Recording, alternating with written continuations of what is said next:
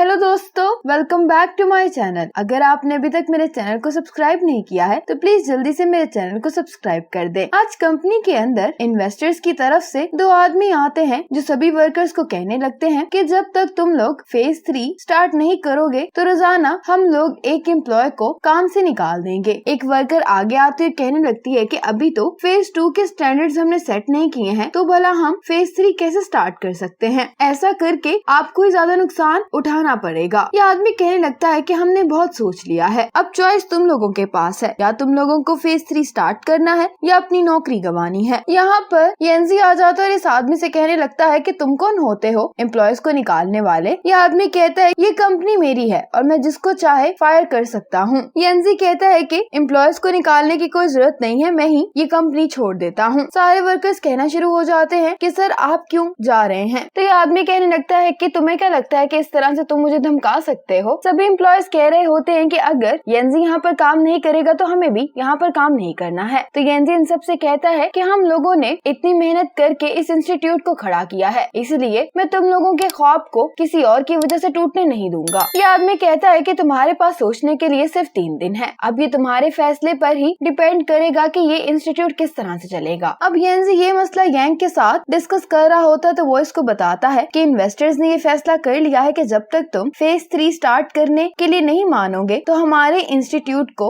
दूसरे इंस्टीट्यूट के साथ बदल दिया जाएगा। ये दूसरे इंस्टीट्यूट के बारे में इंफॉर्मेशन इसको दे रहा होता है और बताता है कि वो तुम्हारे जितना अच्छा काम तो नहीं कर रहे हैं, पर वो लोग फेज 2 को छोड़कर फेज 3 पर काम करने के लिए तैयार हैं। अगर ऐसा हो गया तो फिर ब्लड डिजीजेस वाले मरीजों को गलत दवाई यूज करनी पड़ेगी। यांग येंजी से कहने लगता है कि पता नहीं कितने मरीज रोजाना तकलीफ से गुजरते हैं, लेकिन वो ये बर्दाश्त करते हैं इस उम्मीद के साथ कि कोई उनके लिए काम कर रहा है। अगर तुमने जल्दी फैसला नहीं किया तो इतने सारे लोगों की उम्मीद टूट जाएगी। येंजी कहता है कि मेरा मकसद सिर्फ उनको फायदा पहुंचाना है, लेकिन ऐसा करके मैं उन्हें नुकसान भी नहीं पहुंचा सकता हूँ। यांग कहता है कि अब हम बड़े हो गए और बड़े लोगों को कॉम्प्रोमाइज करने ही पड़ते हैं। इन्वेस्टर्स की सोच तुम्हारे जैसी नहीं है, इसीलिए अगर उन्होंने हम लोगों को ही बदल दिया तो हमारे पास तो उन मरीजों को बचाने का मौका भी नहीं रहेगा। येंजी कहता है कि मुझे सोचने के लिए थोड़ा वक्त चाहिए। जब येंजी घर पर होता है तो येनमू से मिलने के लिए आती है। ये इससे पूछती है कि तुम परेशान लग रहे हो। येंजी इसको बताता है कि क्या मसला है और कहने लगता है कि मुझे समझ नहीं आ रहा कि मैं क्या करूं। येनमू कहती है कि तुम्हें सोच समझ कर फैसला करना होगा, क्योंकि तुम्हारा एक फैसला लाखों लोगों की जिंदगियों पर असर रखता है और तुम्हें अपने सपने पर कॉम्प्रोमाइज नहीं करना चाहिए, चाहे लोग कितने ही इसके खिलाफ हों। येंजी कहता है कि मैंने भी सोच लिया है कि मैं गिव अप नहीं करूंगा। अगले दिन ऑफिस में येंजी को यांग मिलता है। वो इससे पूछता है कि क्या तुमने फैसला कर लिया है। येंजी कहता है कि पहले मैं कॉम्प्रोमाइज करने पर तैयार हो गया था, लेकिन येनमू ने मुझे याद दिलाया कि मेरा एक फैसला मेरे मरीजों की जिंदगी पर असर रखता है, इसीलिए मैंने सोचा है कि मैं मिस्टर जाओ से थोड़े और वक्त की रिक्वेस्ट करूंगा। ये कहकर जब येंजी चला जाता है तो यांग सोचने लगता है कि अगर आज येनमू ना होती तो येंजी फेज 3 स्टार्ट करने के लिए पेपर साइन कर ही देता। येनमू हमारे काम में रुकावट बन रही है, मुझे इसे रास्ते से जरूर हटाना होगा। आज गाओसन ग्रुप का